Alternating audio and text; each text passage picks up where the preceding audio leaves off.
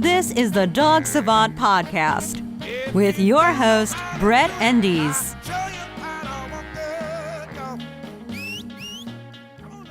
Hello, everybody. This is the Dog Savant Podcast, episode 21. Today, we're going to talk about dog parks. But before that, as always, we're going to talk about business, take care of what we need to. That means please rate, review, subscribe, share this with your friends. It's the only way that this podcast is going to get more viewers, more dogs being helped by the information I provide here. And it helps me just getting the word out. Go to all of my other social media outlets. It's The Dog Savant. Go to my Patreon page, patreon.com/The Dog Savant. My website is dogtrainingla.com. And watch The Untrainables. That's my show I'm the host of. That's on Facebook Watch. That's The Untrainables every Saturday morning. Watch that, support that. It's doing great. I love your questions. Anyone who's a fan of that show has been sending in your questions. Keep those coming. As you notice, we've been doing a lot of Q&A segments on the podcast. We did a live Q&A segment recently. We're doing more of these in the future as well, tied to the Untrainable show. So keep those coming as well. So we're going to talk about dog parks. In general, dog parks, as far as the theory of having other dogs intermingle with each other and socialize and exercise, is a good thing, okay? And I say it this way for a reason. I find that sometimes people are bringing dogs that have other issues and using the dog park as an outlet for their pent-up energies, physical exercise, or other issues that are not resolved in the home front or in the relationship they have with their owner. And this can carry into the interactions they have with other balanced dogs of people who just want to give their dogs that supplement to the proper structure, exercise, and all the other things they're giving their dog before they use the dog park as an all or none kind of place for these things. Also, because it's a dog park, you're really short of the one in Beverly Hills where there's someone who stands at the gate and checks to make sure you are a member. You don't know who's going there. You don't know if the dogs are vaccinated. There's no pre-screening for behaviors. You just don't know. And you also have a hotbed for some wacky owners at dog parks. I myself have had many. Maybe one day in the future, if it's appropriate, we'll put out a blooper reel of some of the interactions I've had videoed at dog parks of people who just doing my thing, working with my clients, just, pointing out some dog behavior. They overhear it and they go nuts on me, on the owner, on the dog. It's crazy. So I say when you go to a dog park, find one where you just sense a good vibe. There's a good balance. The dogs seem to be not constantly in an excited state. They're not all crowding the gate and barking. The owners seem to be monitoring their dogs, keeping command.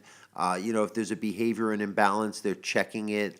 They seem like they're, thinking of dogs in a rational way. They're not freaking out or judging other dogs' behaviors. It's just trying to play the role of the referees while the dog's going to have a good time and go in their whole ebbs and flows, not being constantly lit up.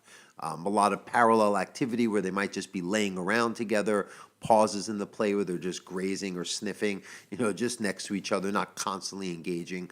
That's a good thing, too. Sometimes the parks where there's constant dogs, as cute and as novel as it is, it's not always the best thing for your dog, to be caught up in that. Especially if your dog has a few of their own issues, you might want to work on more of some structured interactions with dogs, smaller groups, structured play groups, even daycares where the dogs have been pre-screened for behaviors, they're vaccinated and whatnot either. I run a pack walk, which is a group class for just my clients for dogs that can struggle socially, but they do well together when walking, and it's good for the owners to have their dogs have that balance. I bring my own dog because it's good for him, and he plays with other dogs, but to have that walking in a structured way, almost like they're in school together, and then there is some recess. But hey, when kids go to school, there's a lot of structured side-by-side activity where they're not constantly engaging each other and they're focusing on a greater cause like the teacher. When even humans go to work, it's like there's not always fun and play, so there's that balance. And some dogs, they're not getting enough of that structure at home or around other dogs, and then they're just all or none again with other dogs at the dog park. So that's a thing, and again, it just, you just want to know. I always say you want your dog, if you have a puppy, you do want to get him around other dogs, and a dog park is a convenient place to do that, but Sometimes you're better off finding a play group. They have on meetup.com. On the internet, there's plenty of places on social media. I'm sure you can find other puppy owners, other dog owners, because it is, you don't want to limit a young dog or a dog that does need to get exposed to dogs. But here in LA, there's no shortage of places in any, city or reasonably large town has an area. And I even say, hey, your dog might be better off going to a dog park and just walking around the outside and just meeting a few dogs on leash or, off, or just walking along the fence and just letting them have a visual. Especially if your dog has to reacclimate and you're working on your reactivity or your antisocial behaviors. So, the dog park, I think I don't want to say it's all bad or all good. I used to feel stronger about dog parks as far as being a better place to take dogs. But as time goes on, I think people are a little bit more, as a culture, anyone with eyes can see that we're different. Things are different than even a decade ago. And, there were less dog parks when I was a new trainer, but it just seemed like dogs had more balance at home and had more structure that wasn't being the lack of it wasn't being acted out when, coming out around other people's dogs and other people. Because like I said, there's people who really get into a very funny hotbed, very sensitive, weird agenda-minded place. A lot of people have, I'm sitting there just not minding my business. Me and a client are doing our thing. We're just talking, and someone overhears and they want to, second guess or interject and cut me off in what I'm trying to teach the owner that they're paying me to teach them, which I think the knowledge I know is valid because they keep having me come back. And this is just someone who's there with their own dog who knows better and gets frustrated when I'm just doing my thing. And I avoid this if I'm ever at dog parks at all. Once in a while I go just to help, usually on the outside, but I haven't entered the gate of a dog park unless it's like, there's one dog park in West Hollywood, I shouldn't announce it, but it's like a secret dog park. That one is usually one or two dogs. It's very clean. Dogs there are very well behaved, and it's small, so they're just, mingling together. It's not terrible, so I'll go in there sometimes with a client if it's the appropriate, situation or the vibe, like I said earlier. But in general, dog parks might be good to expose your dog, but there's other more beneficial ways you can get your dog around other dogs. In 2018, with the internet, you can find anything, anywhere, pretty much no matter where you live. Does that kind of breaks down like dog parks and etiquette? I mean, if you do go in a dog park, make sure you do monitor your dog and their play. If they do become too one-sided in their play, one dog's overly dominating the other. But, they can roughhouse a little if one dog's mounting another or pinning a dog down and it's not kind of back and forth and looks like one dog's getting frustrated or too many dogs rattle up. And I always recommend being calm if you're going to referee dog interactions. If you start freaking out and screaming and it's going to send the wrong energy, and sometimes it sets off more than should be. You create an issue where it would have just been a calmly separate them, let them, reset, and then they're back in play, totally fine at peace. Where now you just kind of set off a fire or an explosion of their behavior. All right, so sometimes it's hard to explain these things. I'm always in my head thinking, so you have some insight. I want to paint a picture of situations that I'm not here. I'm just behind a mic, or I want to give you a human way of interpreting something that's so different as far as how dogs are seeing it, right? So bear with me sometimes when I look like I'm deep in thought or I'm overly explaining or not quite finding the right words. I do the best I can. And as a podcast, this is all off the top of the head. So I'm freestyling. All right, so. Question time. Oh, yeah. Okay. Yes. One more question. Let's do this. Okay, let's see. Literally, I'm just going to play like roulette, and here we go. Okay, this is a very common thing. We talk about this over and over again, but until there's no dogs pulling and reacting on leash, as I always say, I will keep talking about it in every which way possible to make this something that will not be in existence one day. And it's not just me. This is something that makes sense to the dogs if anyone applies it. And there's plenty of good trainers giving the same information, but maybe because everyone's listening, I can help more dogs here. Not everyone, just you, whoever's listening. Could be two people. Okay, so my ego's not that big yet. Okay, so let's see. All right, you hear the comments. Oh, here's someone who's very doubtful. They have a 4-year-old dog. They've tried everything, and they've been recommended to do a halty. They've probably tried all types of corrective devices, bribing with treats, they said. Halties, which is the same thing as a harness, even the special no-pull harnesses. it's really addressing the problem once it's already been created versus teaching a dog to walk in a focused, structured way. And so many of my podcasts, YouTube videos, episodes of the show Untrainables, all of this leads to teaching a dog, no pun intended with the lead, teaches a dog. Jordan said I have such bad dad humor. I do. I'm almost 45 years old. What the hell do you want from me?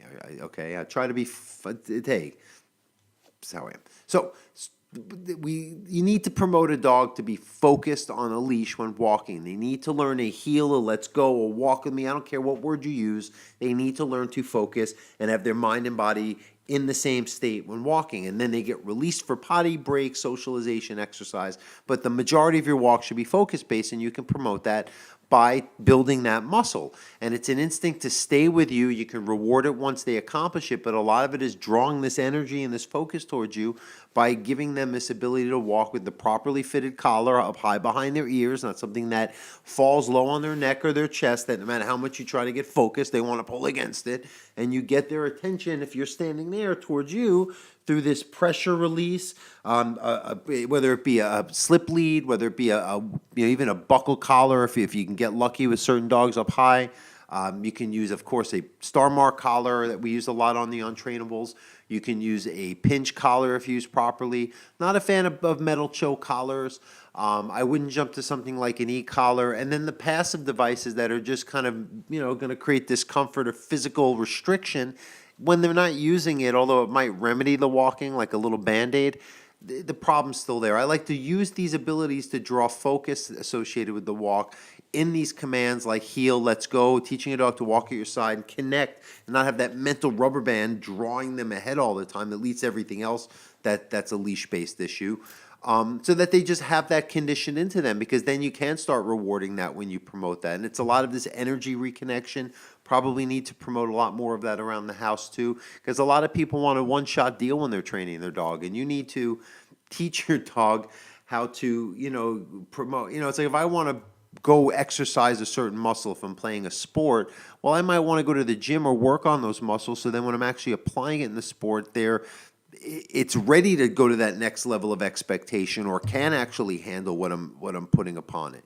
And that's like dog training. You need a dog to have this muscle of focus based on these commands and your direction and rely on them instinctively and in the relational end of things, so that when you need it to happen, when the chips are down, when you're really out and about and the dog is distracted or overstimulated, it just makes sense for them to have that focus while, even while you're working on it, they're not going to resist it because you're promoting it, for them to get a lot of their life's needs met. And it's really just what a dog naturally likes is that direction and that structure, and to hang out around us and please us in a calm way until we dictate what's going to happen, because the walk is going to have the same end result, but for them to not be so agenda minded and over project that mental rubber band, they're going to learn, but you have to get that focus to teach them how to see it in a different way to begin with.